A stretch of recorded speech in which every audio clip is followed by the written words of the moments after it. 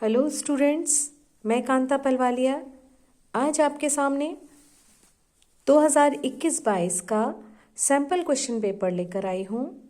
हिंदुस्तानी संगीत कोड 034। जैसा कि आप सभी जानते हैं, लॉकडाउन का ये क्वेश्चन पेपर है, क्योंकि हमारे MCQ क्वेश्चन कहीं से भी आ सकते हैं आपके सिलेबस में से। तो मैं इस सैम्पल पेपर को इसलिए लाई हूँ, इसमें काफ़ी सारे आपके MCQ क्वेश्चंस हैं जो कि आपको बहुत हेल्प करेंगे। देखिए, इसमें आपके जो सेक्शन ए में क्वेश्चन है कि संगीत रत्नाकर में कितने अध्याय हैं। आपने अपने टॉपिक्स ध्यान से पढ़ने हैं ताकि आप उनका आंसर दे सकें। संगीत रत्नाकर में कुल 7 अध्याय हैं। ऑप्शन इसमें 4 दिए हुए हैं, लेकिन जब आपने पढ़ा हुआ होगा तो आप आंसर दे सकते हैं कि उसके 7 अध्याय हैं। दूसरा क्वेश्चन है 10 मात्रा की ताल कौन सी है। अब आपको ये पता भी होगा कि आपके सिलेबस की तालों में रूपक ताल, झप ताल, धमार ताल हैं। तो आपको ये भी पता होगा कि रूपक ताल में 7 मात्राएं, धमार ताल में 14 मात्राएं और झप ताल में 10 मात्राएं हैं। तो 10 मात्राओं की ताल कौन सी हुई आपकी? झप ताल।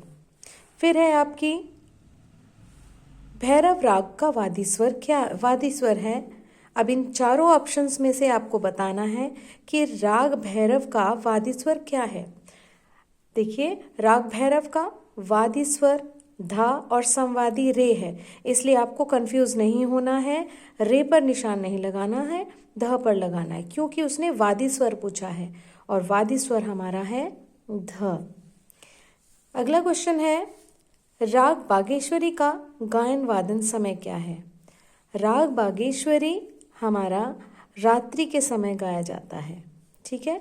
तो इसका गायन और वादन समय क्या है? रात्रि। ये जो हमारे स्वर दिए हुए हैं, हमें ये बताना है कि ये जो स्वर हैं वो किस राग की पकड़ है। जी दिया हुआ है हमें स्वर गामा ध ध प, गामा रे रे सा। ये किस राग की पकड़ है? भैरवी, बिहाग, भैरव या खमाज। देखिए, आपका भैरवी, बिहाग और खमाज ये तीनों ही आपके सिलेबस के राग नहीं हैं, क्योंकि 11th के राग हैं। अब जब हमें पूछा गया है किस राग की पकड़ है, भैरव राग की पकड़ है, क्योंकि इसमें ध कोमल है और रे कोमल है, और राग भैरव में रे और ध कोमल होता है। तो सही इसका ऑप्शन क्या है? भैरव, ठीक है। नेक्स्ट क्वेश्चन है सुबह के समय गाए बजाए जाने वाले राग कौन से हैं। सुबह के समय हमारा गाए बजाने वाला राग कौन सा है? राग भैरव। राग भैरव ही एक प्रातःकालीन राग है जो सुबह के समय गाया जाता है। अगला क्वेश्चन है संगीत रत्नाकर के लेखक किन्होंने संगीत रत्नाकर को लिखा। तो इसमें 4 ऑप्शन दिए हुए हैं आपके। पंडित V.N. भातखंडे, पंडित शारंग देव, पंडित V.D. पलुस्कर और भरत मुनि। देखिए, पंडित शारंग देव ने हमारा संगीत रत्नाकर लिखा है, और ये हमारा सही ऑप्शन क्या है? पंडित शारंग देव, ठीक है। अब अगला क्वेश्चन है राग बागेश्वरी का थाट क्या है।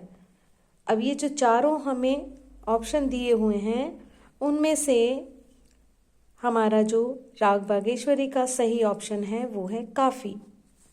तो काफी हमारा राग बागेश्वरी का थाट है। नेक्स्ट क्वेश्चन के लिए देखिए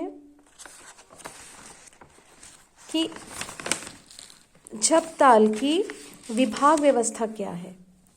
झप ताल की विभाग व्यवस्था बतानी है हमको। विभाग व्यवस्था में क्या होता है कि झप ताल में कितने पार्टीशन किए हुए हैं, तो हमारा विभाग व्यवस्था होगी। इसमें 4 ऑप्शन दिए हुए हैं। हमने पढ़ा हुआ होगा, हमने ताल प्रैक्टिस की होगी, तो हम बता पाएंगे कि इसकी विभाग व्यवस्था 2-3-2-3 है, क्योंकि 10 मात्राओं की ये ताल होती है और विभाग इसके 2-3-2-3 में बटे हुए होते हैं। अगला प्रश्न है संधि प्रकाश राग किस समय गाए बजाए जाते हैं।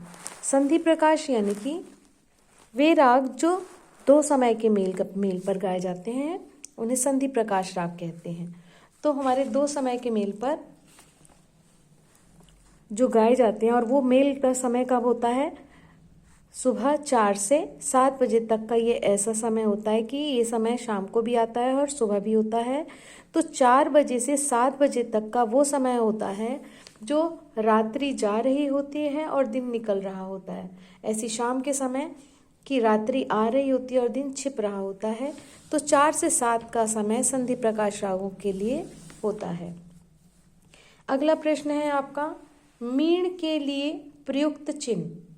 ये जो आपको 4 ऑप्शन दिए हुए हैं, इनमें आपको बताना है कि इनमें मीण के लिए कौन सा है। जैसे कि